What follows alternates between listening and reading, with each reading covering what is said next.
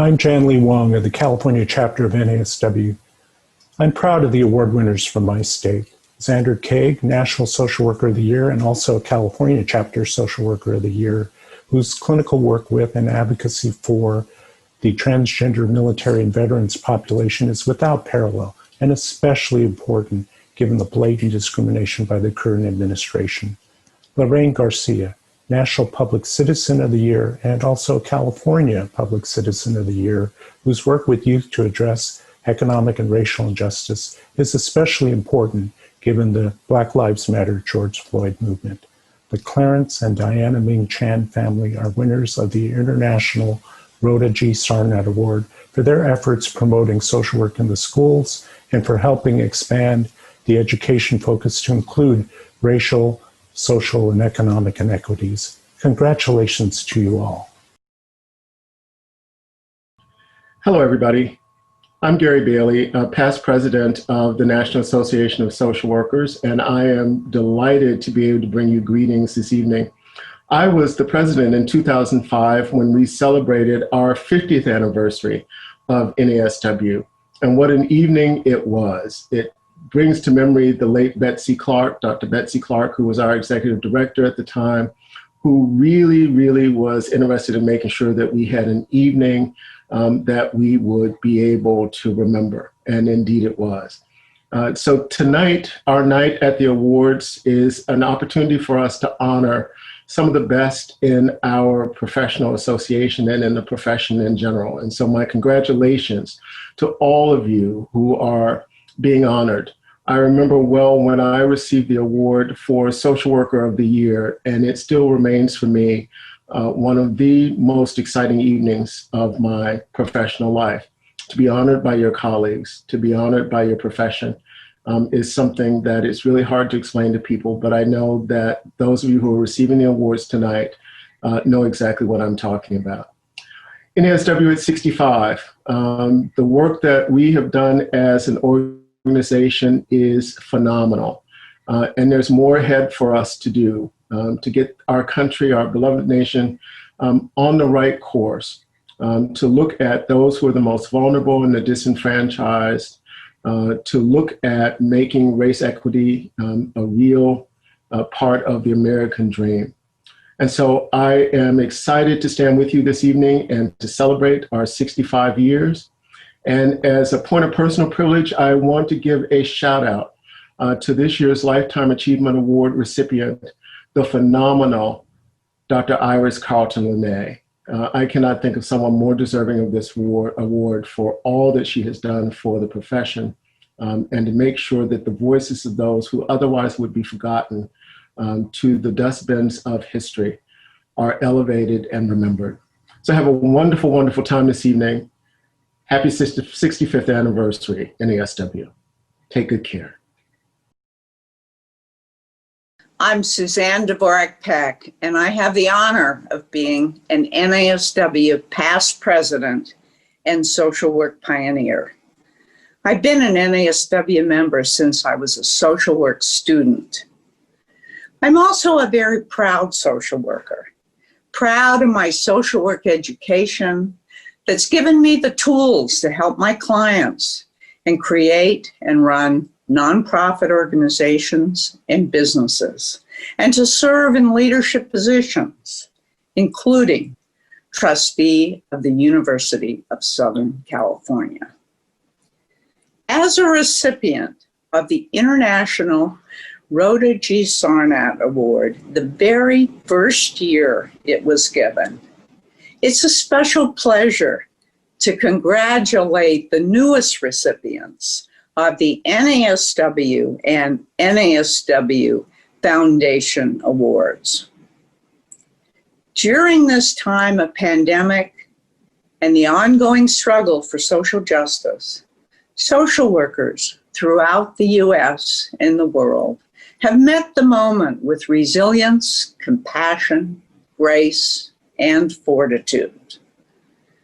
As lifetime ambassador of the International Federation of Social Workers, I see the profound impact of social work across the globe.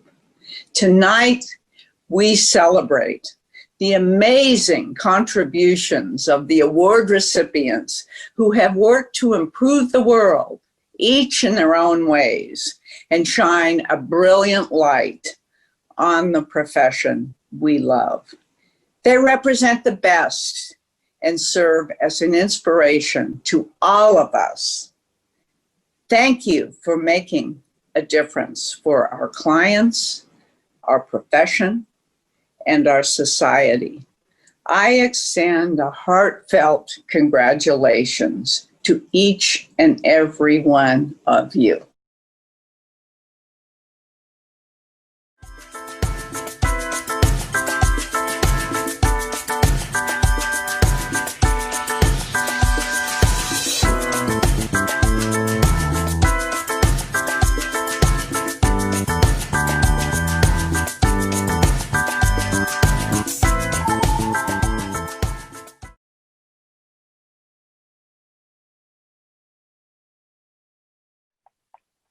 Hi, Steve.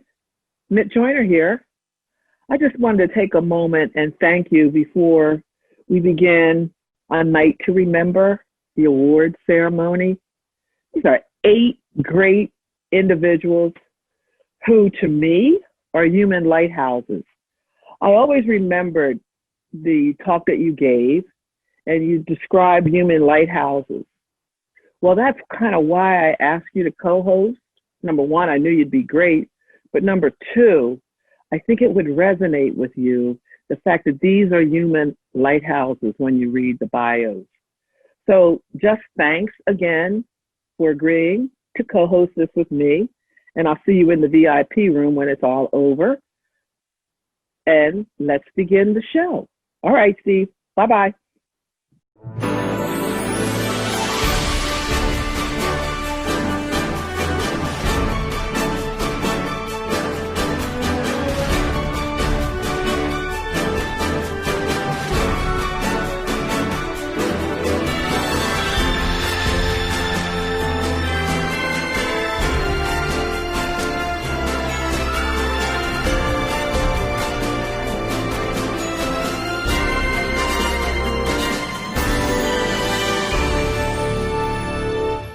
Hello, everyone. I would like to welcome you to the Night at the Awards, a Night to Remember. This historical event is taking place virtually, and I want to thank all of you for joining me. I ask you to sit back, relax, and really think about why you are here. We are going to honor 8 esteemed social workers and a public official as well.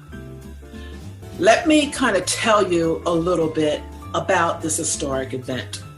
Obviously, it's historic due to COVID. We wanted to make sure that everyone was safe and had a good time. And yes, we would have loved for you to come to Washington, D.C. and sit at the table with the honorees and celebrate this evening. But we're not able to do so. So we're going to do something else, a little bit different, but we're going to enjoy it just the same. So what would you have done if you came to Washington, D.C.? You would have probably spent money on an air flight, train, plane, as well as for the hotel. And you would have probably taken out the awardee for a drink and dinner. This event needs your support.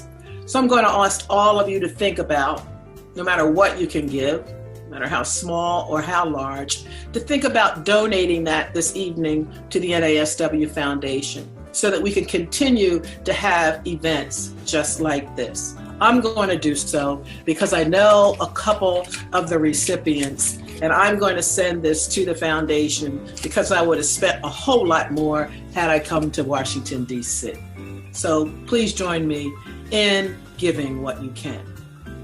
Now, as far as the award show, I am going to have a co-host by the name of Steve Pemberton, and you'll meet him in a few minutes. Steve has his own story, and the stories that he has is about his own life. He wrote a book, he produced a movie, is called A Chance in the World, and he'll explain a little bit more about that, I'm sure. But Steve often talked about people who made a difference in his life, that they became a human lighthouse.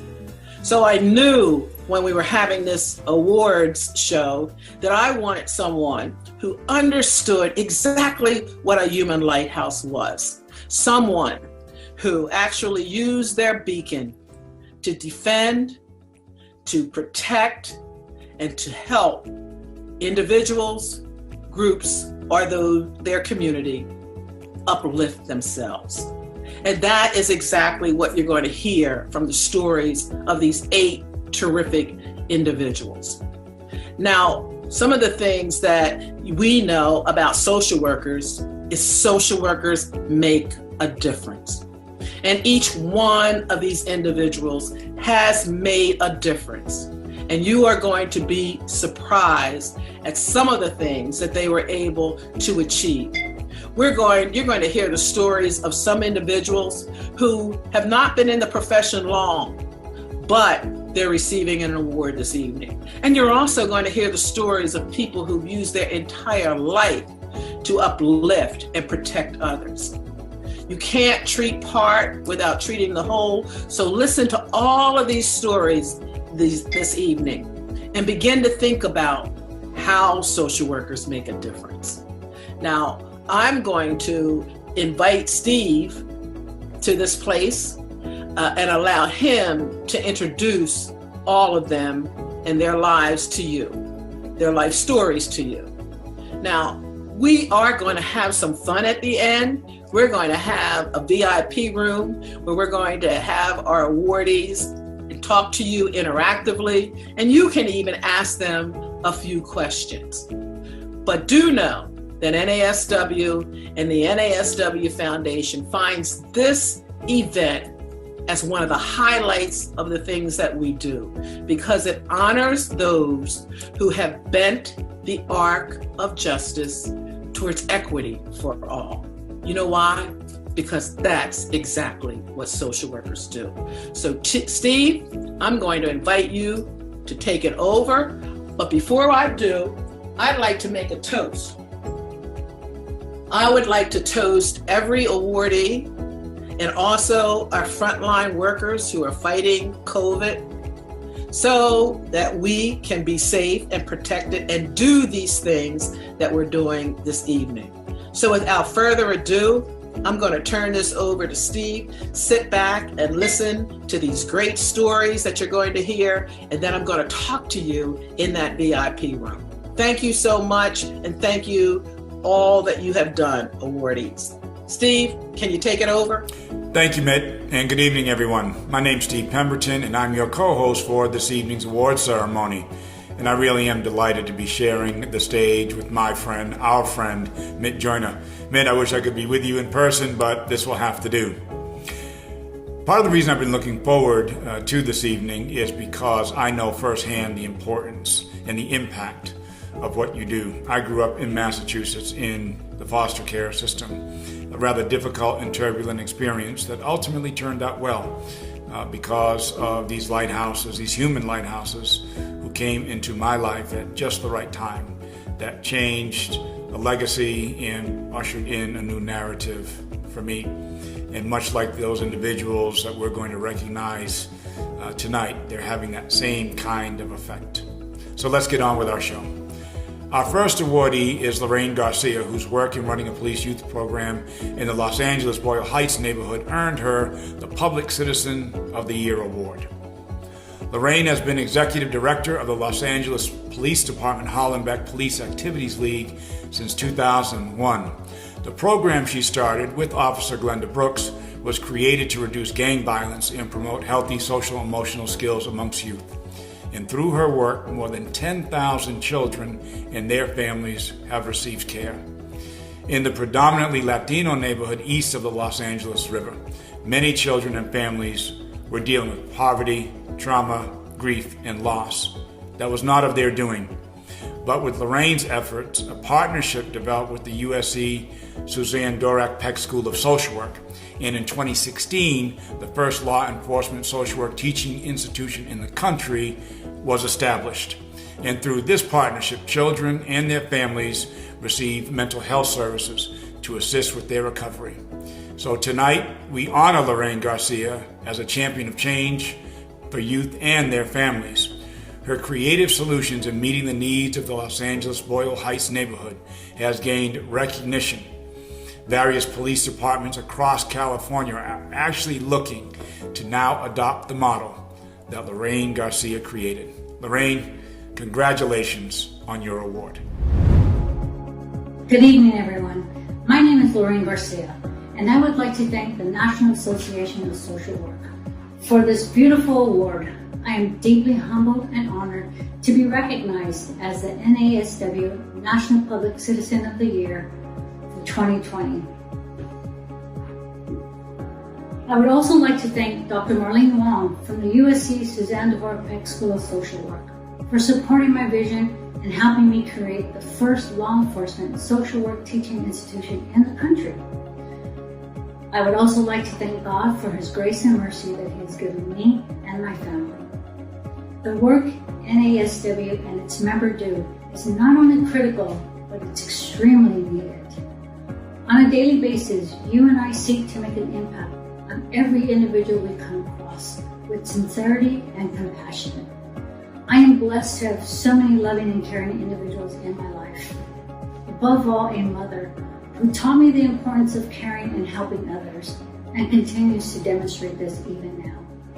To my precious daughter, my mother, my nieces, my best friend Glenda, colleagues, board members, staff, and friends. Without you, I would not be who I am today. Thank you. I love you. I began working with Glenda, a retired Los Angeles police officer, 20 years ago. Together, we served 300 youth within the Hollenbeck area with the intent of exposing them to various opportunities and providing emotional support, not only to the youth, but to their family as well. Today, we have evolved as an organization. We now serve over 900 youth and 300 parents. We use innovative programming, all the while raising the funds needed to provide these services. As many of you know, there is such a negative stigma, especially in the communities of color, in regards to mental health. And many individuals are hesitant to seek these services. That's when I knew I wanted to make a change. To change this negative mindset, and thus the creation of the teaching institution came to be. The teaching institution brings together universities, law enforcement, organizations like PAL, and social workers to work collaboratively to help effect this change. With the help of God's guidance, along with the hardworking staff and board, we have been able to help our community see their value and place in society. My mission continues to lead Hollenbeck PAL to a brighter and more successful future.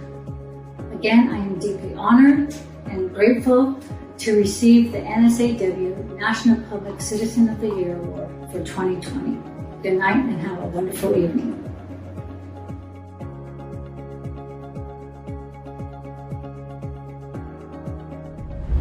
Our next awardee is State Representative Michael Schlossberg, who received the Public Elected Official of the Year Award for advocating for improved mental health services and supporting social work values.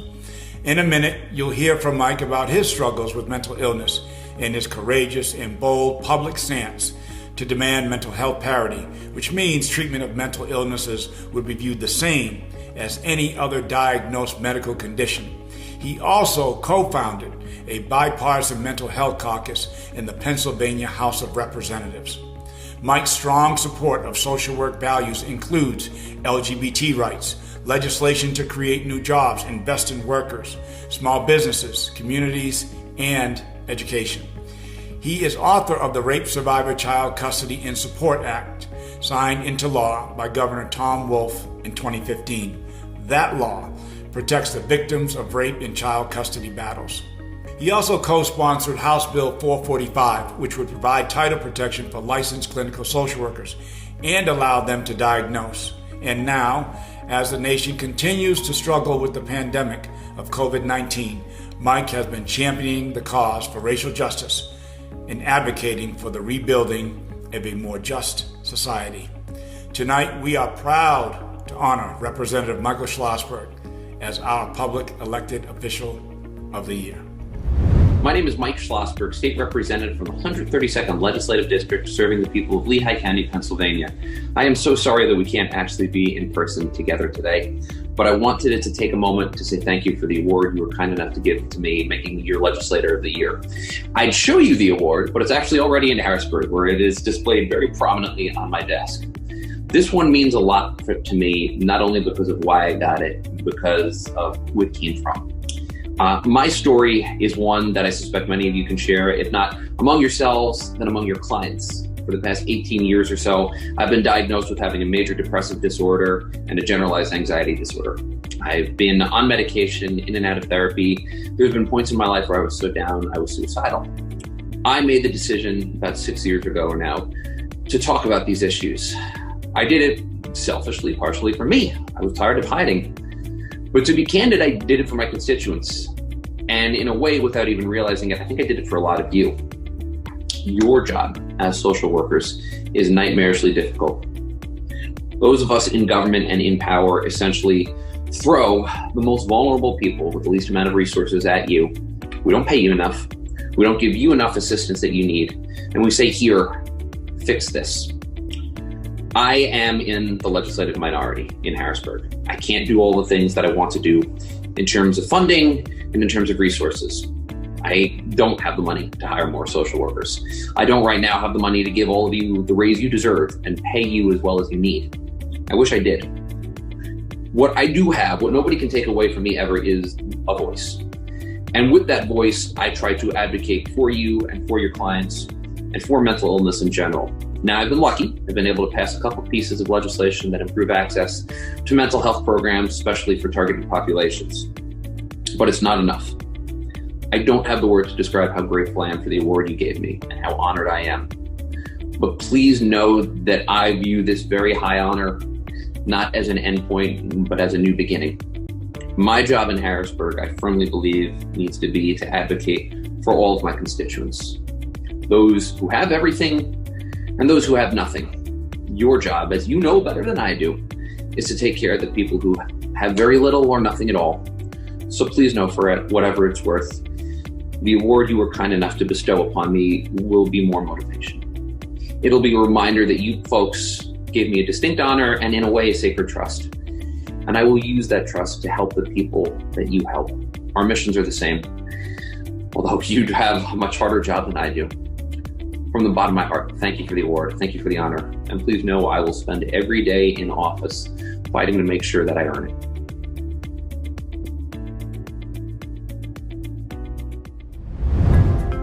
Hi, this is Houston Congresswoman Sylvia Garcia. I so wish I could be joining you all for tonight's NASW Foundation National Award Ceremony. As some of you may know, my first degree is in social work, and I started my career as a social worker. It was social work that I loved doing because I was able to help people in need in my community. Every day I woke up knowing that I could make a difference. I have always carried these experiences with me throughout my life in public service. I always say, once a social worker, always a social worker. My time as a social worker helps inform the policies I fight for every day in Washington. It's about hardworking families struggling to make ends meet. It's about the senior who relies on their Social Security check to get by, and the child with diabetes who needs help with the rising cost of prescription drug prices. The work you do is so important, and we need you now more than ever. This is why I'm so happy to help congratulate all my fellow change makers and recipients of the NASW and NASW Foundation Awards. Social work makes a difference. The work you do in helping to improve the lives of individuals, families, and communities across America. Felicidades and congratulations to everyone, and thank you for your service. Siguen cambiando el mundo. Keep changing the world. Our other award goes to Dr. Scott Giacomucci, the emerging social work leader, for his impressive accomplishments in trauma treatment, group work, social work education, and research, and his work as an advocate for people in prison and youth detention centers. At the age of 27, Scott may be one of the youngest to graduate from the University of Pennsylvania's doctorate program in social work. He is already Director of Experiential Trauma Services at the Miramont Treatment Center and founder and director of the Phoenix Center for Experiential Trauma Therapy, LLC, in Media, Pennsylvania. He is also chair of the Professional Liaison and Research Committees of the American Society of Group Psychotherapy and Psychodrama. Scott is an emerging leader on an international level as well, and especially in the area of psychodrama and group psychotherapy communities. He has presented at events in the Ukraine, Puerto Rico, China, Canada, Sweden, and Turkey. Scott is adjunct professor at Bryn Mawr College. He is engaged in research where much of his work is published in the Journal of Psychodrama, Sociometry, and Group Psychotherapy, the Journal of Social Work with Groups, as well as other journals. NASW applauds Scott for his extraordinary accomplishments as an emerging social work leader. My name is Dr. Scott Giacomucci, and I'm the 2020 recipient of the Emerging Social Work Leader Award. I'm humbled, honored, and really just blown away to be recognized with this award, and I'd like to express my gratitude to the NASW Foundation. In addition to being a social worker, I'm also a psychodramatist and a trauma specialist. In my own personal process of trying to integrate these three roles, I've come to notice that the three fields uphold some common core social work values. One of our social work core values is the importance of human relationships, which is also central in psychodrama and trauma theories. I'd like to take a moment and reflect on the important relationships that have helped me to be where I am today. There are countless people that I'd like to acknowledge, for without them, I just wouldn't be me. This list includes my family, my teachers and supervisors, my students and trainees and clients over the years. And I'd also like to thank my colleagues at the Phoenix Center for Experiential Trauma Therapy, at Miramont Treatment Center, and the faculties at Bryn Mawr College and the University of Pennsylvania social work programs for their ongoing support in my career development. In addition to the importance of relationships, social workers, psychodramatists, and trauma therapists also elevate the dignity and worth of each human being and a commitment to social justice, which really go hand in hand. I don't think we can have one without the other. These two values are especially important in today's world, where society is impacted by layers of collective trauma, increased political polarization, and the frequent dehumanization of entire groups of people. I believe that young people will have a central role in working to create a better world, especially young social workers. Young people are the future, and NASW's new Emerging Social Work Leader Award recognizes that. At the core of psychodrama philosophy is this idea that each group member, each community member, is a therapeutic agent for each other. In the social work with groups literature, we call this mutual aid. As leaders, I believe we have the ability to cultivate mutual aid in a way that empowers all members to be leaders in their own right. And so I encourage all social workers, especially young people like me, to embrace your own leadership with humility and with integrity.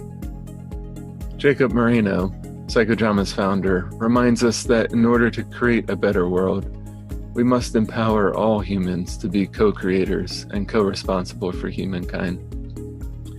But once again, I'd like to thank everybody at the NASW Foundation and everybody who's with us here for this event, for this recognition and this honor. I'm really humbled. Thank you.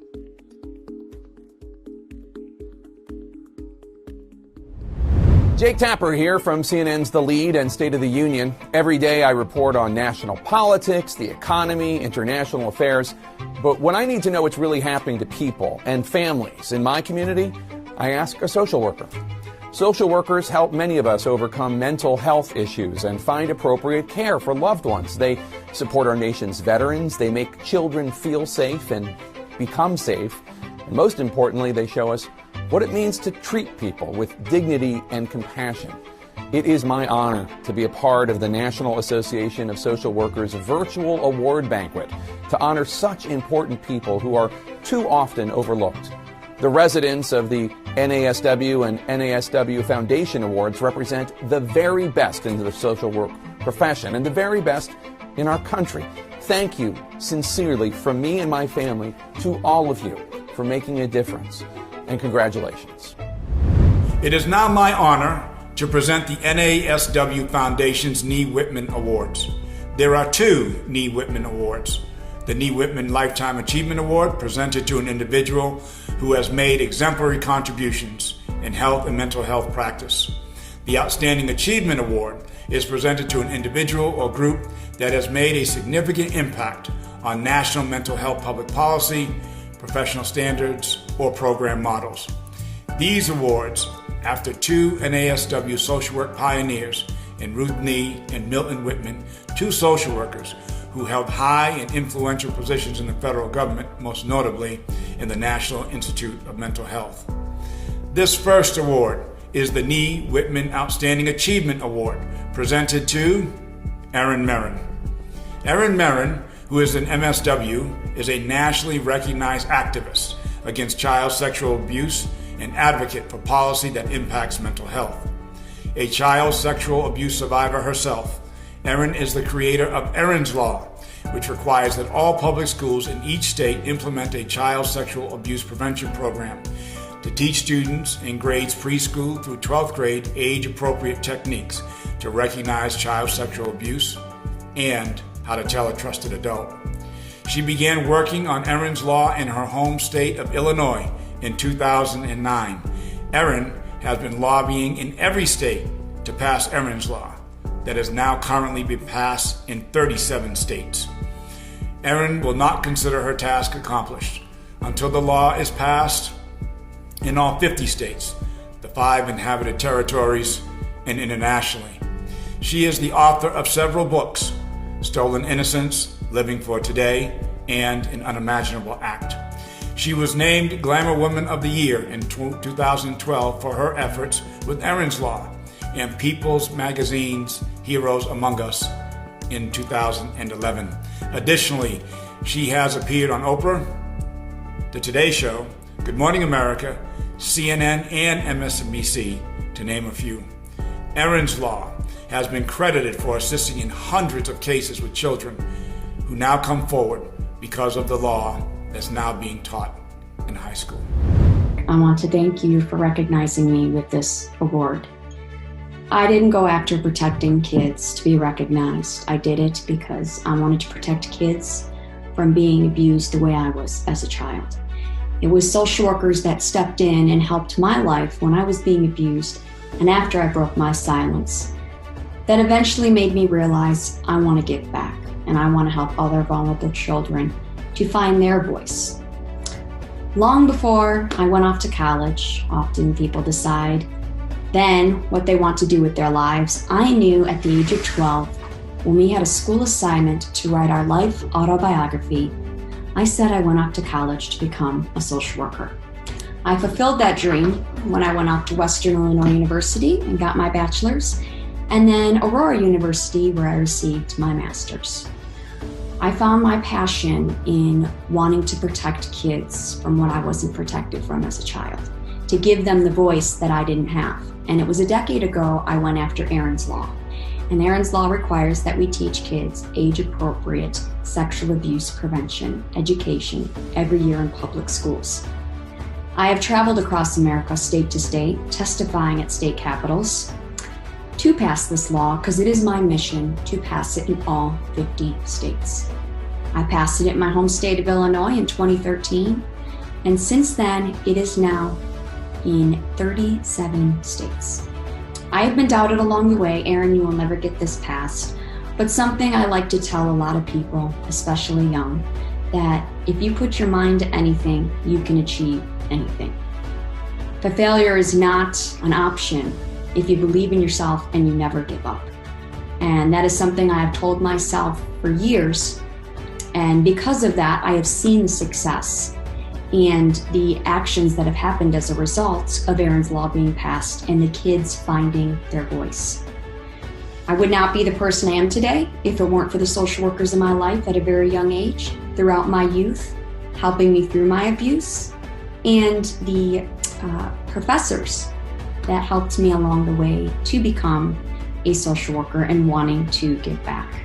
I don't think there's a better profession out there than being a social worker. I might be a little biased, but I think that there's so much you get back from helping people. There's nothing more rewarding than being able to help someone out of difficult situations in their lives and find joy and happiness. And that is something I found in my life. And I'm a happy mother of 3 little girls now, and I believe I would not be that person that I am had it not been for the many social workers that played a significant role in my life. So I'm proud to be one. And again, I thank you for this award. I'm definitely honored for this recognition. Thanks.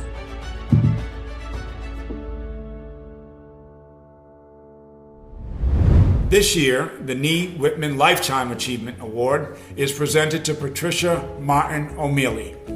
Pat has made exemplary contributions in health and mental health practice, and she has truly continued the legacy of Ruth Nee and Milt Whitman through a lifetime of achievement in the profession of social work.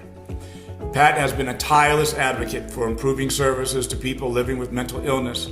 For more than 30 years, she held clinical social work, supervisory, and management positions at St. Elizabeth's Hospital. St. Elizabeth's is the first federally open psychiatric facility located in Washington, D.C., now known as the D.C. Department of Behavioral Health.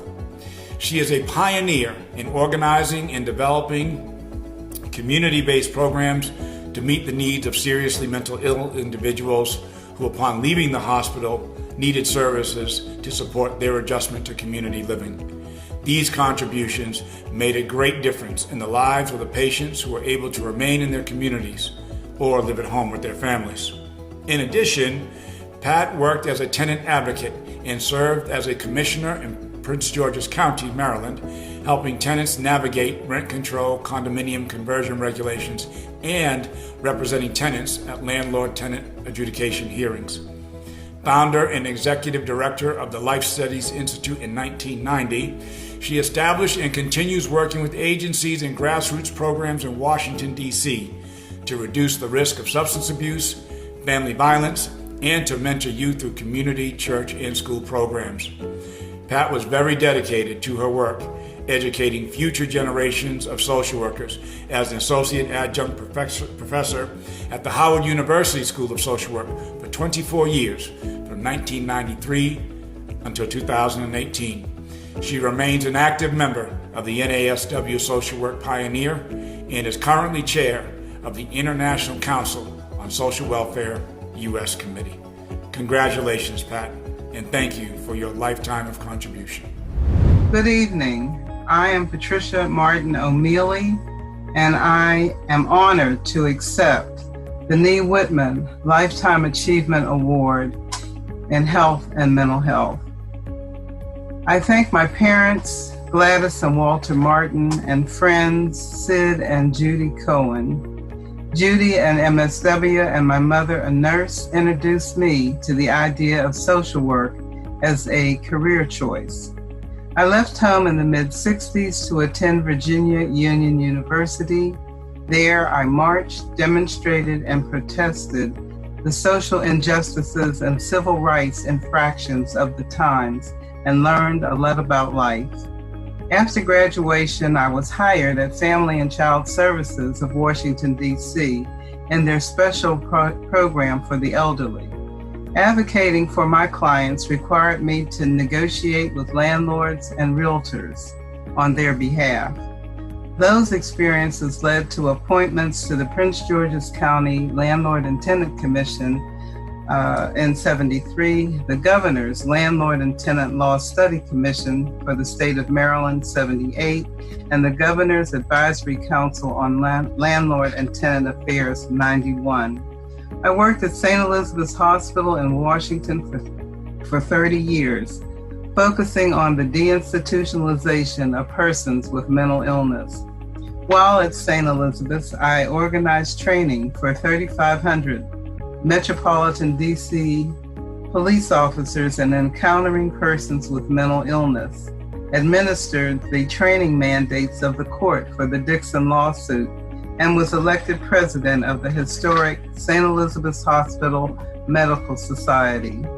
In the community, I founded Life Studies Institute and launched the YES program to address mental health needs of the young, overwhelmed by neighborhood drugs and violence. In '93, the late Dr. Gladys Walton Hall recommended me as an adjunct professor at my alma mater, Howard University School of Social Work, where I was inspired by dynamic students for 24 years and had the pleasure of working under the administrations of Deans Dr. Richard English, Dr. Kudor Snell, and Dr. Sandra Crew. I am busy in retirement, chairing the International Council on Social Welfare of the United States Committee, contributing to the steering and program committees of the NASW Pioneers, on the professional advisory group for the Chaplains Department at St. Elizabeth, as an elder at Southminster Presbyterian Church and historian for the Vice Admiral Samuel L. Gravely Jr. Alumni Chapter of Virginia Union. Lots of work, but lots of satisfaction too. I would like to thank friends and colleagues who supported my nomination: social workers Dr. Bernice Catherine Harper, Esther Dickerson, Joyce Sagashi, and psychiatrist Dr. Elsie Turner. I thank my sisters of Delta Sigma Theta sorority, many co-workers, family, and friends for their support and prayers. Special thanks to my wonderful husband, Patrick O'Mealy, for his love, patience, and understanding. Thanks again to the NASW Foundation for considering my contributions to the profession with this outstanding award and recognition. Stay safe, everyone, and God bless you all.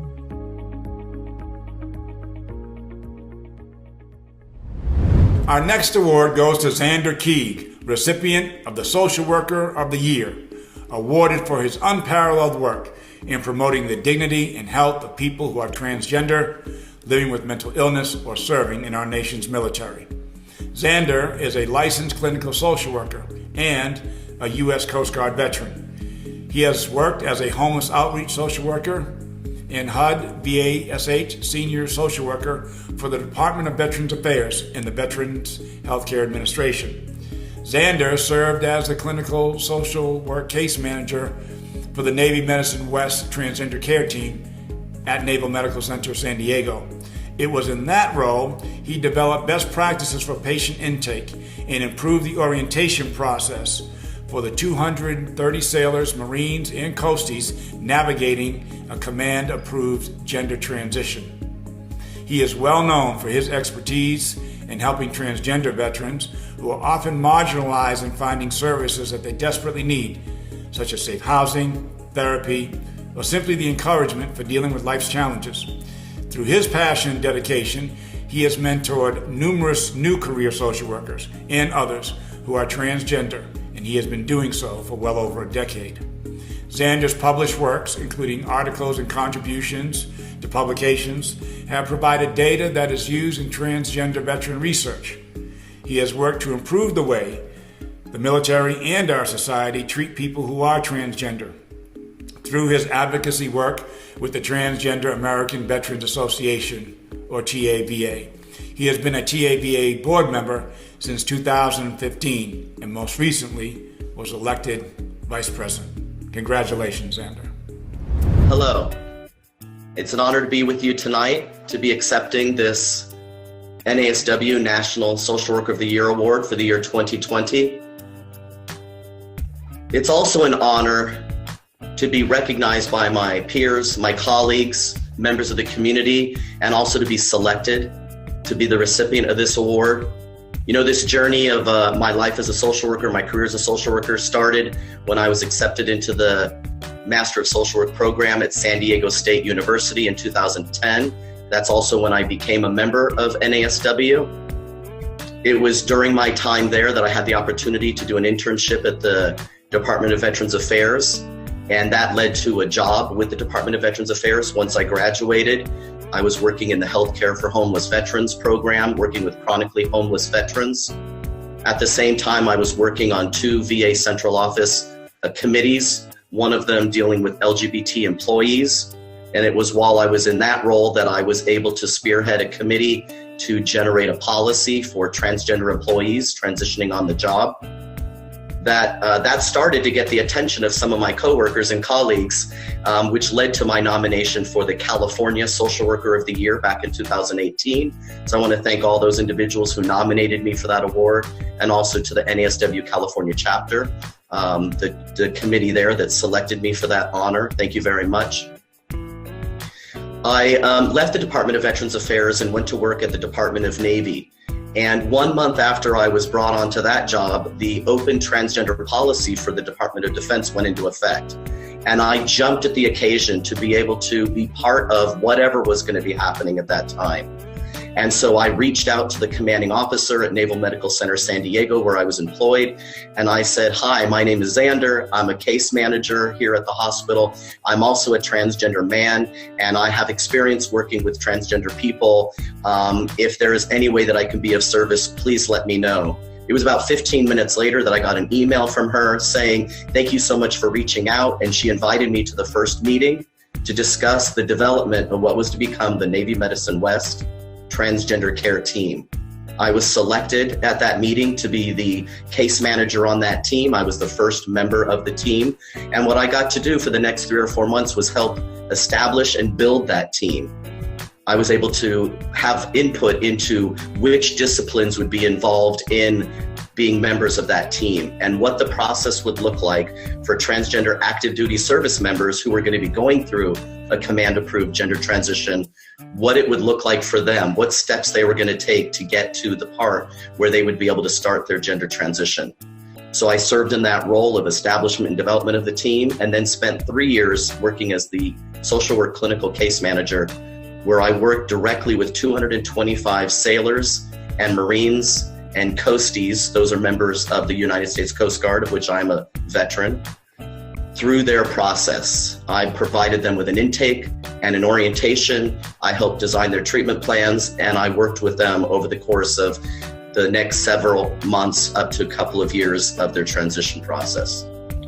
So it was as a result of doing this work with the transgender active duty service member population that I was looked upon as being a social worker who was doing something that was considered above and beyond or outstanding or exemplary, something along those lines. So I just want to recognize all of the individuals that helped me get to where I am, the professors at SDSU School of Social Work, all of the members of staff at NASW California chapter, all of the people at NASW Central Office. I've had the privilege of serving since 2013 on the LGBT Issues Committee for the NASW National Office. I chaired it for 2 years.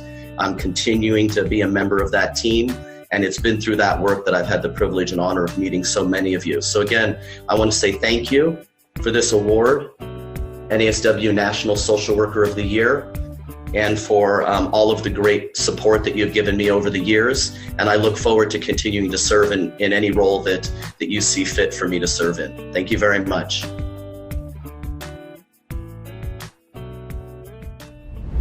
Hello, I'm Ambassador Wendy Sherman. I have the honor of serving as the former U.S. Undersecretary for Political Affairs at the U.S. Department of State. And I'm currently a professor of the practice of public leadership and director of the Center for Public Leadership at Harvard Kennedy School. I do many other things as well, but this evening, I really want to talk about my social work education and the training that has influenced everything I've done in my life, from child welfare to American politics, to international relations, to the teaching that I now do. In 2018, I had the honor of receiving NASW's Foundation's International Rhoda G. Sarnat Award. Tonight, it is a real pleasure to congratulate the recipients of the NASW and NASW Foundation Awards. based on my experience as a social worker and at this very unique moment in our history. Having the core social work skills that we all do are critical to making a difference in the world. I tell my students to get a core set of skills and then use it in all of your work. For me, that's understanding what people want to accomplish, being able to see the entire landscape, being able to understand how groups and teams work, being able to realizing, organizing ambition to make a change in the world. It means a set of values and ethics about social action and justice for everyone in our society. Social workers, in whatever they do, whether it's with an individual, a group, an organization, a state, or in my case, a world, back now to individual students, we can make a difference in the lives of people. We must, in this time, make a difference in the lives of people. So I join you tonight in celebrating the recipients' extraordinary contributions and accomplishments as they work tirelessly for individuals, for families, for groups, for organizations, for citizens, for our country, and for the world. Have a wonderful night. Continue to use your social work experience for everyone's benefit. And all of you, please be safe, be well, and be just. The next award is the International Rhoda G. Sarnat Award. This monetary award is given to an individual, group, or organization that has significantly advanced the public image of professional social work. Rhonda Sarnat was a true visionary who saw a need to create a unified effort to improve the public's perception of professional social work. She invested in people and organizations that helped move her vision forward, and in 1993, she and her spouse, Dr. Bernard Sarnat, endowed the International Rhoda G. Sarnat Award. The NASW Foundation is pleased to present this award to the Clarence and Diana Ming Chan family for their significant impact on school social work through their monetary and visionary support to increase the number of school social workers in the San Francisco public schools. As a result of California Proposition 13, school social work positions were eliminated, unfortunately. But Diana began a monumental effort to demonstrate to policymakers that school social workers played a key role in student success at school, recognizing that students' academic success was affected by factors in and out of the classroom. With a generous family donation of $1 million, Diana worked collaboratively with the San Francisco Public Schools and the National Association of Social Workers Foundation to create an endowment to fund school social work in San Francisco. Beginning in the 2001 and 2002 school year, the Learning Springboard Project was born and has supplemented school social work salaries every year since that time.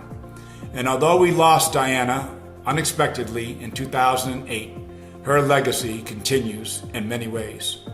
Diana was the first Chinese bilingual social worker in San Francisco's Chinatown, and she used her bilingual skills in applying social work principles in culturally relevant ways. So let's honor her by welcoming Diana's son, Harrison Leong, who is accepting the award on behalf of their family. The Chan family gratefully accepts this International Rhoda Sarnat Award. As I understand it, this award is for the work of my family for advancing the public image of social work. Well, my mom was the instigator and the zealot, my dad was the enabler, and I was the obstructionist as a child and teenager, but turned into a participant in my 40s. I'm guessing this award is primarily for the tremendous effort and dedication of my mother to practicing social work and expanding her reach from individual clients to group classes, facilitating social work, graduate students, pumping energy into social work organizations, and speaking out on major issues such as domestic violence. Secondarily, I'm guessing this award is for creating and funding the Learning Springboard project. So what motivated my mother to dedicate her life to social work? Well, I'm guessing it all boils down to her deep-seated emotional strife as a child and her association with Donaldino Cameron House in San Francisco's Chinatown, a Christian rescue mission back in the early 1900s. My grandmother was a benefactor of Donaldina's efforts. Because my grandmother died in giving birth to her only offspring, I believe my mother's longing for a mother was transferred to her affinity for Cameron House, where ultimately she served as a social worker for tens of years. But why social work? What was behind her fanatical desire to treat families as a holistic entity and not just treat the mother or father coming in to seek help? I imagine it came from her longing for a nurturing family. Her father placed her in orphanages. She used to tell me of her soul-wrenching loneliness as a child. And when her father remarried, her stepmother was a fairy tale evil one. That's motive. Deep longing for her family combined with an astounding empathic ability, an unstoppable drive. So what enabled my father to be the enabler he was? Well, my dad is a mechanical genius, and he worked as a civil engineer researcher under Professor Harry Seed at UC Berkeley. His job and his inventions, which he refused to patent, and his investment choices generated a modest fortune. I'm not sure why he is happiest being behind the scenes, helping others shine, and has such a penchant for giving of himself through material effort. But that's the way he is. He's a doer. He's a guy that gets things done. An end result for social work is that he was willing to dedicate a large and huge portion of the family's fortune to facilitate the spread of social work services. So how do I support that work? I consciously chose to value the happiness of others and helping others live happy lives. So I helped my parents formulate the ideas behind the Learning Springboard, and I helped finance it as well, and financing the scholarship fund. I intend to maintain support of the legacy my parents created. Again, thanks kindly for the award.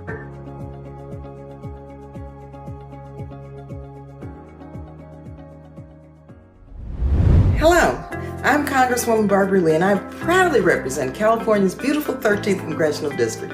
I am also a proud social worker and the chair of the Congressional Social Work Caucus. Now, during my graduate work at UC Berkeley, I founded the Community Health Alliance for Neighborhood Growth and Education. That's Change Incorporated, which provided mental health services to many of the East Bay's most vulnerable individuals. My work as a psychiatric social worker and community advocate inspired me to dedicate my career to helping others and representing the enlightened 13th Congressional District by addressing the policies and the underlying causes of so many of the difficulties people face. With empathy and compassion, social workers provide vital support to individuals and families and help ensure high-quality care and resources for all. That's why I authored the Social Work Reinvestment Act, which would establish a commission to study the social work profession and promote recruitment, retention, and reinvestment in social workers. Congress must invest in our social workers and ensure that they have the support that they need to help those who need it the most. I join you tonight in celebrating the recipients' extraordinary contributions and accomplishments as they work tirelessly to improve the lives of individuals, families, and communities. Social work makes a difference. Congratulations again, and thank you for your commitment to service and to excellence. Our final award this evening goes to Dr. Iris Carlton-LaNey for decades of work in training many generations of social workers to identify and fight discrimination and institutionalized oppression. Iris has dedicated her career to educating future generations of social workers. For more than 20 years, one of the courses she taught at UNC Chapel Hill was Confronting Oppression and Institutionalized Discrimination. Her teaching style evoked thoughtful classroom discussions, which allowed her students to think more broadly and process through different lenses. She is credited with helping students recognize not only their own biases, but also how oppression, racism, institutionalized racism, microaggressions, and privilege marginalize large swaths of our society. Through her body of published work, including 4 books, 34 book chapters, and 41 articles, she has helped carry her expertise well beyond the classroom. Her works include documenting the contributions of African American social work pioneers and advising social workers on how to preserve and strengthen rural communities. Iris has also served on 8 social work editorial boards, including the NASW Press Book Committee and the Press Publications Committee, and more than 20 service boards, including 4 appointments and/or elections with the Council on Social Work Education. More recently, she was the governor's appointee to the North Carolina Social Services Commission. So tonight, we honor Dr. Iris Carlton-LaNey for her career-long dedication to social work education, for which she has received numerous awards, and for helping to preserve the history of African Americans. Congratulations, Iris. I am absolutely thrilled and honored to be the recipient of the 2020 NASW Lifetime Achievement Award. I'd also like to acknowledge Valerie Arntz, the North Carolina Chapter Executive Director, for nominating me, along with my colleague Sharon Thomas, who wrote a supporting letter. I would never have imagined being the recipient of such a coveted award. An honor such as this makes me feel that I've done something right in my career, something that has made my profession proud. I often speak to students about our professional obligations. I remind them that unless we incorporate an understanding of and appreciation for cultural distinctiveness and cultural differences, we will indeed be incompetent social workers. And that's not a nicety, that is an imperative. We are obligated to function as change agents and to advocate for social justice and to work to change an oppressive social system that rewards the few to the detriment of the many. I encourage students to question the evidence-based practice approaches that may well have had no Black, Brown, or Native people in the research study, yet are applied to these groups. Sometimes when I'm talking in class, I look into the eyes of the students or their facial expressions. I see doubt, resistance, and indifference, and even hostile questioning. As one young woman said to me, "My boyfriend asked me, where do you get this stuff that you tell us?" And another said, "My boyfriend said that my participating in rallies and marches won't make any difference, so why bother?" I learned really early on in my career that I cannot compete with boyfriends, so I don't try. But I do try to help my younger colleagues to see the importance of our professional mission and to examine some strategies for engaging in change. This student resistance can make my life difficult, and I could sometimes wonder if I do indeed know what I'm talking about. But this award helps me to feel some degree of vindication, because today one of my largest And one of the most prominent individual member professional organizations is saying, yes, you do make sense and you've done something right. It's especially nice to receive this award as a social work academic. As an academic, we're often thought of as professors or researchers, but not as social workers. Furthermore, it's easy to become disconnected from the practice community and staid in our approaches. In my effort to remain connected and to have some level of consciousness and to encourage interaction with the course content, I teach, as Bell Hooks said, to transgress, to go beyond boundaries of prudence and even caution. Teaching to transgress encourages a classroom that's dynamic, interesting, intelligent, and fun. I have, however, been criticized for not following my own course outline. To that I have to say, how do you teach social welfare policy, and how do you teach confronting oppression and institutionalized discrimination in a political climate that is oppressive and volatile by sticking to a course outline when all hell is breaking loose around us, when ICE raids are on the upturn in North Carolina, when COVID-19 inundates Black, Brown, and Native communities, and when policing seems to be excessive in those same communities. So I'll get back to the Social Security Act of 1935 and the Older American Act of 1965. But in the interest of relevance and timeliness, we need to deal with today's traumas, which are exacerbated due to structural inequality. And finally, I keep in mind that I cannot compete with boyfriends, and I don't always get it right. But thanks to you, and thanks to this award, I've gotten it right enough times that I've made an impact. I thank you sincerely for this lovely award, and I will cherish it.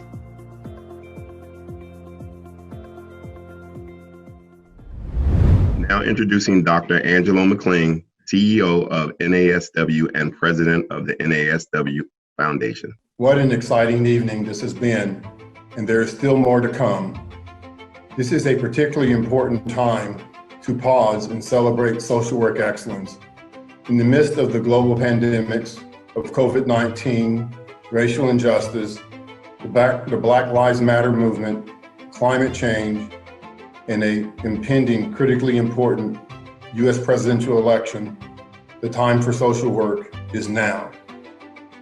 Social workers are poised to address society's most challenging issues, and we have been doing this for a very long time. From the words of Jane Addams, the good we secure for ourselves is precarious and uncertain until it is secured for all of us and incorporated into our common life. So tonight, I say to each of you, let us take up the mantle for justice and incorporate justice into the lives of all of us. In the meantime, please join me and our co-host backstage in the VIP lounge. The celebration continues with our distinguished awardees. Thank you. Well, hello, everyone. I trust that you have been enjoying the evening. So welcome to the VIP lounge.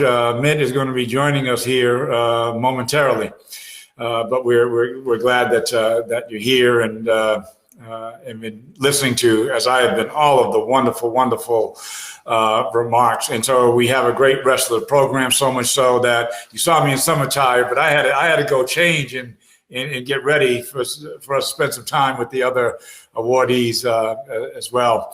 One, I trust that as you were listening to a lot of the acceptance speeches, I was moved just listening to them and the extraordinary legacy that so many represent. And I hope that in the midst of so much turmoil and uncertainty that you are as inspired as I was. I harken back to my days in foster care and knowing that some of the people that we were hearing from and honoring and recognizing were the same kinds of people who bent the arc of my life. And I can honestly tell you from that perspective, we never, ever forget you. So thank you again for all that you've done. I want to thank those who have already donated generously to the NASW Foundation. Obviously the work that we do and how important it is. There is still time, though, to make a donation. Your support's always welcome and encouraged, and to give what you can. One of the people who bent the arc of my life, I asked her many years later why she did what she did. She said, I was doing something my mother told me to do, give from where you are with whatever you have. And that certainly is applicable here as well. You should be seeing on your screen the foundation's web address where you can make your donation. So there you go. Donate at naswfoundation.org. I will be making my donation before the evening concludes, and I invite you to join me in that effort. Now we'd like to recognize former NASW presidents who are celebrating with us this evening. So if you are here, please say hello in the chat box. And our participants, we invite you to pose questions to our awardees in the chat box as well. And some guidance there. What is the one thing that you would like to know about or know from the awardees that can be answered in one word? Not an easy thing to do. So this will be a lightning round. So please be very specific. We're going to try and get to as many of your questions as we can. Mitt. Can you see me? We cannot see you, but we can. I don't know what's going on here. We can hear you. Can you see me? I can see you, but I can't see me. I don't know what's going on. Well, we know what you look like, Medea, so I just want to make sure you can see this tux I got. Just so I know. Maybe that's with you, Mitt. This is I got dressed up just for you and everybody else. I know. Well, I'm going to try, and you go ahead. I see you're doing fine, so I'm going to see if I can connect on another computer. Okay, sounds good. So now for another fun part of the show, you can actually upload a celebratory photo and be part of the virtual guest book using the camera icon. So I think we might be about ready for the NASW Foundation awardees to join us. Our technical team, I think, is going to invite them in.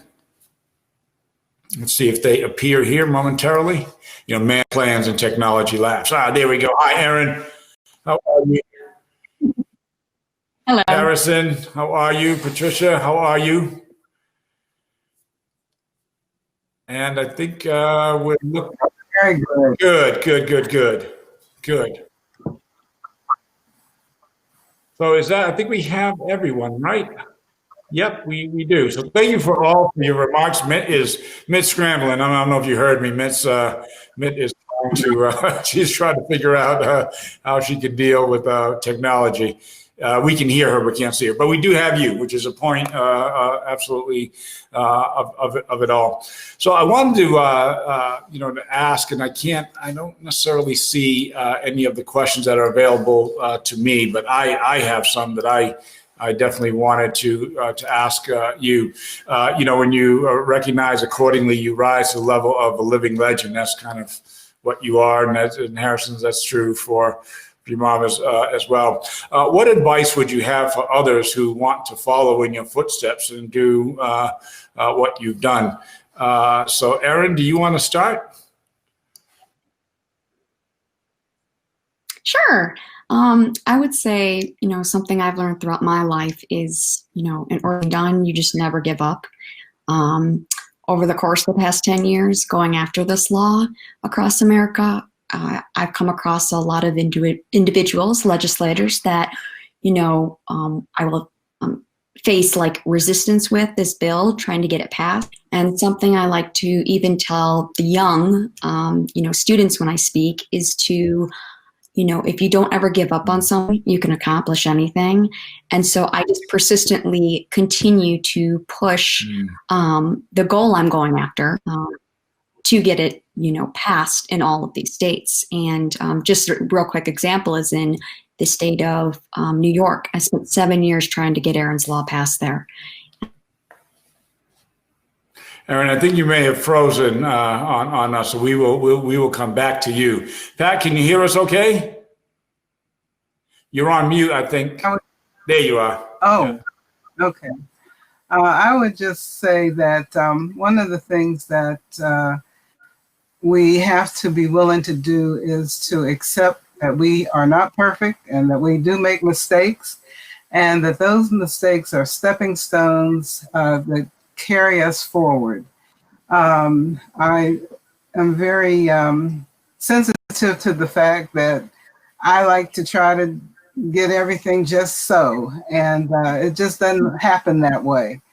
And that we should be very proud of who we are, of the education that we have received. Our training has prepared us for what is coming now. And that there are things that are needed now that are not in place. And my suggestion to folks is to create it before somebody tells you what it is that you should be doing. We as social workers have the expertise, and we know. So this is the time for us to put our plans and our proposals together and be ready to walk out the door and help with all of the crises that are going on out in the community. Well, beautifully said, Pat. The fight goes on, and it will continue after next Tuesday, too, for sure. Regardless of the outcome, it will continue. So thanks for those insights. Harrison. Sorry, Yeah, we're going to come back to you in a second. So we can. But we do want you to know that your expression was frozen beautifully. Beautiful. Love it. You want Aaron to finish first? Please, Steve, please. You want Aaron to finish first? I don't know where you guys lost me at, but I was just saying, what I've experienced throughout these states is, just the determination to never give up. That is literally my motto in life, is if you want to accomplish anything, you can make it happen as long as you believe. And I've got 13 states left to pass this law in, and it's going to happen because I don't give up. Extraordinary work. And Harrison? Yeah, so I guess if I were to speak for my mother, which I can't really because I'm not her, but I think that, really, she just had this persistent angst that came from, she's just born with a large scale empathy for others and wanting others to find happiness and enjoy a good life. And I'm imagining you guys that are out there practicing social work, you all have that. It's probably deep inside you. And I think that's a gift that you have that, quite frankly, is not shared by everybody. Not everybody has that gift. In fact, some people's brains are counter to that. But that empathy, I think, is what really drives you guys. And it's something to be nurtured and something that all of us in society should be thankful for and reward. So that's my angle on it. You got to follow that internal voice within you. Beautifully said. And applicable for all of us in all different parts of our life. I want to get your thoughts on what you think the future holds for social work. Pat, you were beginning to talk, a bit about that. Try and forecast the world of social work in the next 3 to 5 years. What do you think it will look like?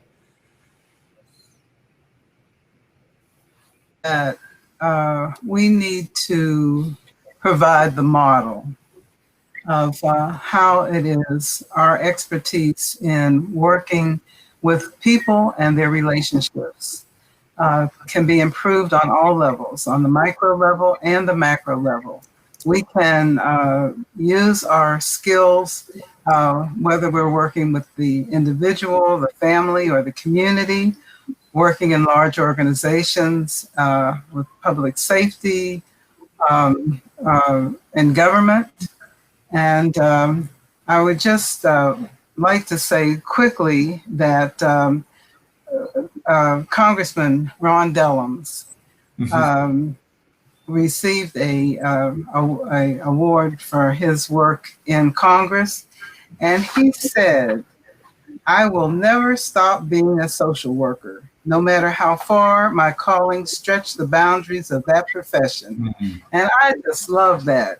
Here is somebody who probably might not be associated with social work, but he will not allow that to happen. And that's something that we have to do, because if we don't support our profession, we cannot expect other people to respect us. Beautifully said.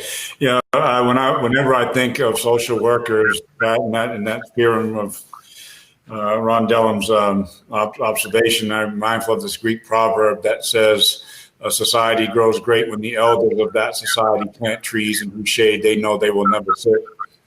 You know, so you don't always get to see how the story turns out, but in many ways, you know, that's the essence of faith. You know, that it is putting something forth and knowing and having faith that it will turn out well, that the arc of the life and families and generations are bent. Well, we are running out of time. I could spend the majority of the time with you.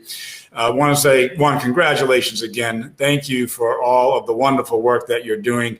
One thing I learned some time ago about receiving an award, what it really means is that it's just an expectation that you're just going to keep doing what you're doing. So that's what an award really means. So thank you so much for joining us, Pat, Erin, Harrison. Congratulations again, and we'll see you real soon. Thank you. I'm back, Steve. Thank you. Thank you all. I'm sorry I didn't get to be there, but thank you all. Thank you. Wow, that was something. Hey, man. I knew you could handle this. I knew you could do this. You know, so I'm just going to let you. Hey, listen, I want to put in an application to host the Oscars after this, because I mean, I figure, you know, they're looking for a host. Weren't they hostless, Mitt? A couple, they didn't have. Hey, Steve, right? I think we can do this. I think so. I think we're going to put it in an application. But you know, Mitt, they're not ready. They're not ready. They're not ready for us. They're ready for us.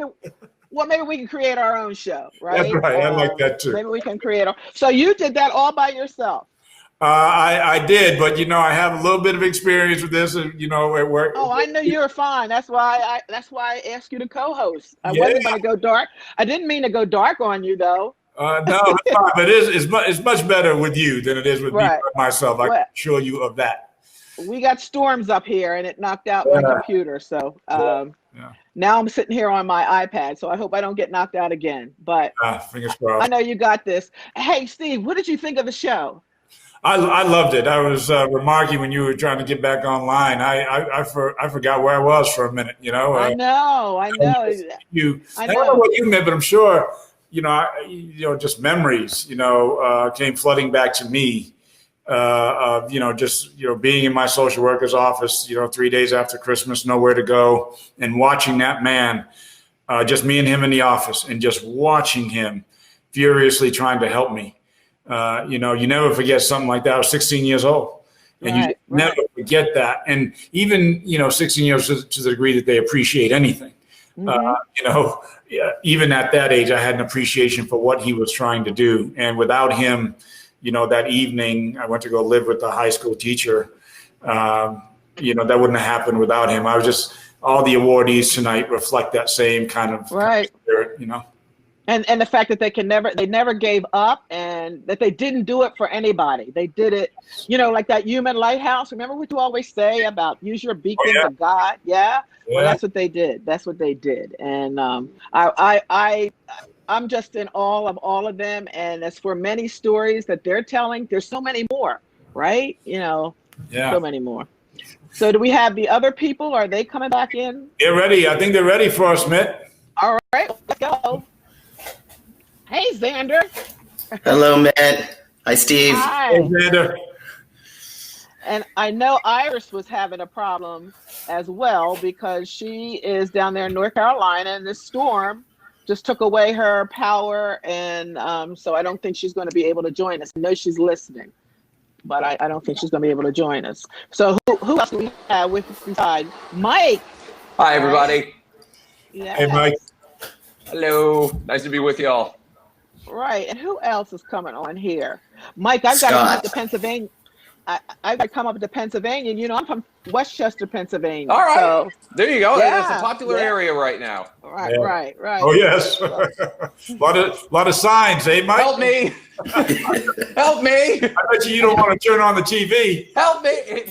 I don't watch much TV, but it's YouTube. And every time I turn it on, it's Joe Biden wants to send you into the sun. Right. Oh, yeah. No, it's different. Different. Well, where I live, Chester County, I made it blue. Well, you're doing whatever you're doing. You keep, as you can tell by my shirt, that's my orientation as well. So you guys keep doing it. And Scott, you're from around here, from Pennsylvania as well. So Yeah. we're going to, so Merrimont, right? Yeah, And you and I Xander. are almost neighbors, I think. All right. Yes, we are. Yes, we are. Xander, even though you're out there in California, the work that you're doing spreads everywhere. So, You know, I'm in Florida now, so I'm on the same coast as y'all. Oh, okay. All right. Yeah. So let me ask you this question. You're now a living legend, right? What advice do you have for others who wish to maybe follow in your footsteps? Xander, let's start with you. Wow, living legend. That seems a bit big. Well, hey. Well, you know, I've had the opportunity over the last 7 or 8 years to mentor a lot of people who were either just entering a social work program or thinking about becoming social workers. And, you know, what I've really enjoyed is being able to talk with people to find out, like, what's driving you to want to enter into the field of social work, and then talk to them about, you know, all the different avenues. It's the one thing I love about social work is there's so many different avenues. There's so many applications of social work. There's so many different populations. There's so many different needs. And so I just ask people, like, what do you want to do? Who do you want to serve? And how do you want to do it? And let's get them plugged in, because there's so many opportunities available for people. And it's just going to grow. That need is going to grow as the years go by.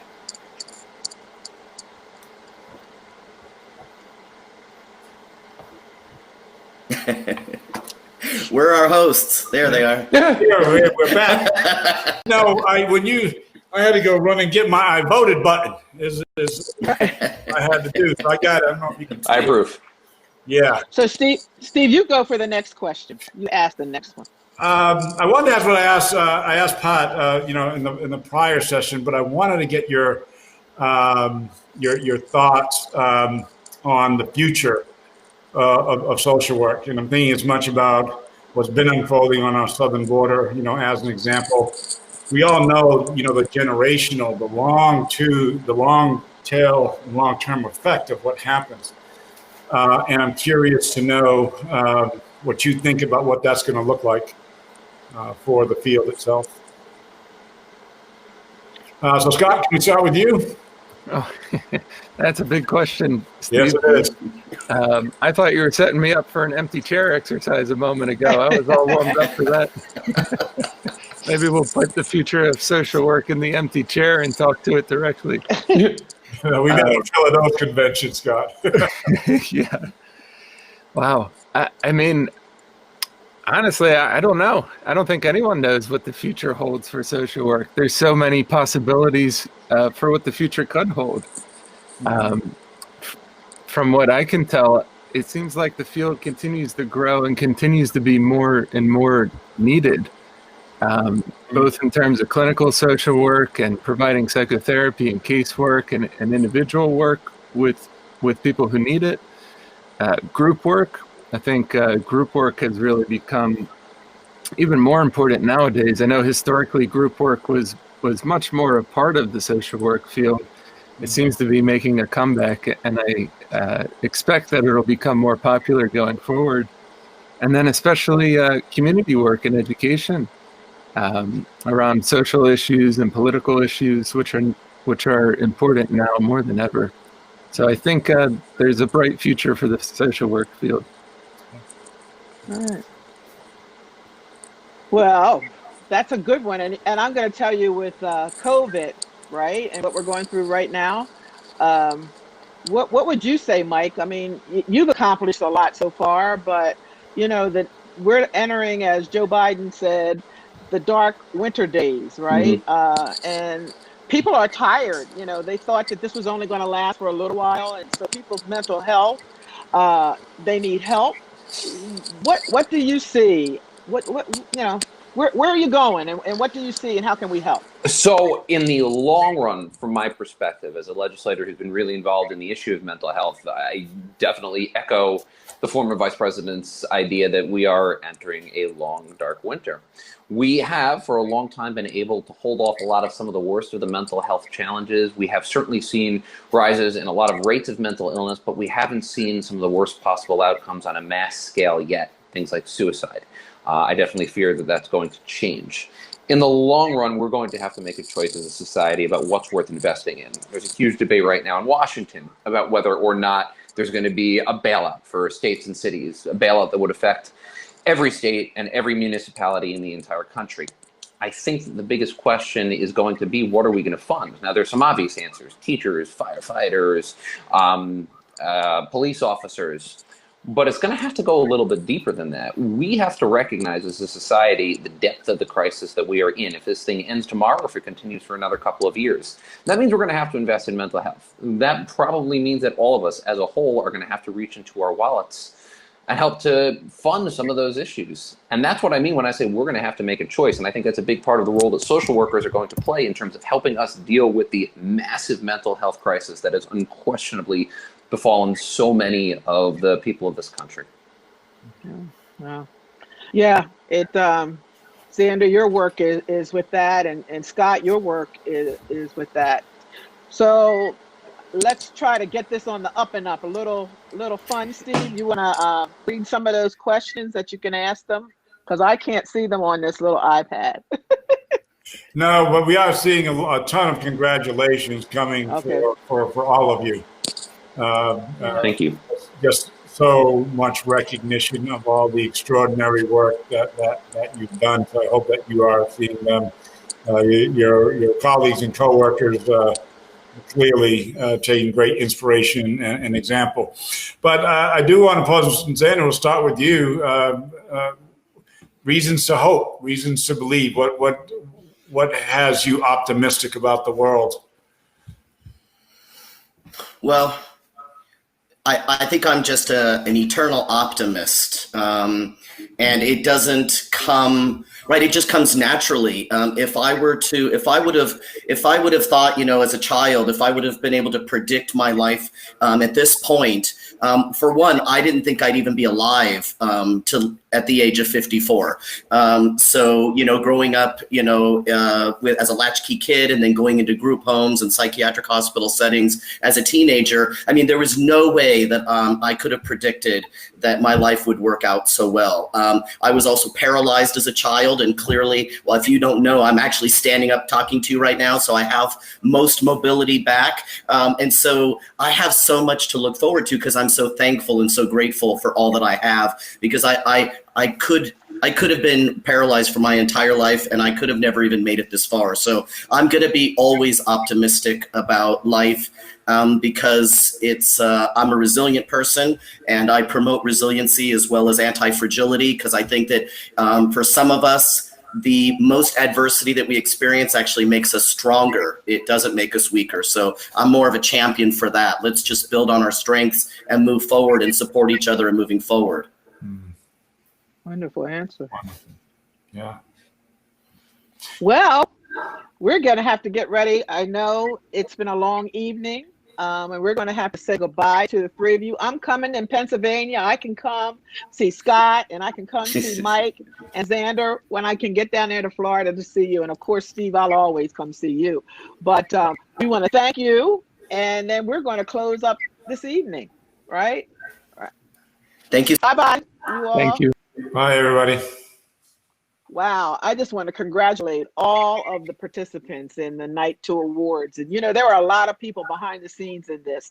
They don't want me to say anything, but Chrissy, Danielle, and Doretta, they have worked on this tirelessly, and I think they did an awesome job. So I hope all of you who've enjoyed this program, if you can give, please give. We want to continue to do that. I want to thank my friend Steve Pemberton for always being there. Whenever I ask something to Steve, Steve always says, okay, Mitt, I'm going to ask him for, he knows I have another request coming, but I'm going to just hold it. You know, we're going to do another little thing where we're going to do this live one day. But Steve is someone that, you know, I encourage you to get his book and see his movie. And I know he's probably coming out with something soon to fill our bookcases as well. I want to encourage everyone out there, if you haven't voted, please do so. And if you can still talk to someone else and get them to the ballot box, get them to the ballot box. If you see a long line, get some water, take something down and share with the people in the long line so that they can stay in line. Steve, I'm going to let you do some closing remarks. Well, it's always an honor to spend any kind of time with you. I am filled with just an enormous amount of gratitude for all of the tremendous work that NASW does, your leadership, the awardees. You know, I was thinking, listening to them, you know, if you put the legacy of all of their lives together, you're talking hundreds and hundreds of years and thousands of lives that are forever impacted by both the big things that they've done in terms of policy, for example, but in the small things that they've done that have so altered the lives of so many. And so that's answering my last question. You know, that's my reason, you know, for hope. It is a time to focus on not necessarily the people who are above us, but the people who are alongside of us in our lives. You know, we all have lighthouses in our life. All of us do at some point. And in many ways, social workers reflect what a lighthouse is. It's humble. It seeks no reward. It requires no recognition. It doesn't judge you for being in the middle of the storm. It is the most selfless structure that humankind has ever created. There are 18,600 physical lighthouses in the world, but the most powerful ones of all are the human lighthouses. And that's very much what social workers are. And that's what you are too, Mitt. And you are too, you know, you are too. Social workers do make a difference. We know that, we've heard that. The time for social work is now. You know, you can study, you can do the research, you can do everything you need to do, but always, always take action. Happy birthday, NASW, and everybody, good night. Thank you all. Thank you, Steve. Tell your wife, thank you for sharing. Now take her out and get a nice dinner in that suit. Bye-bye.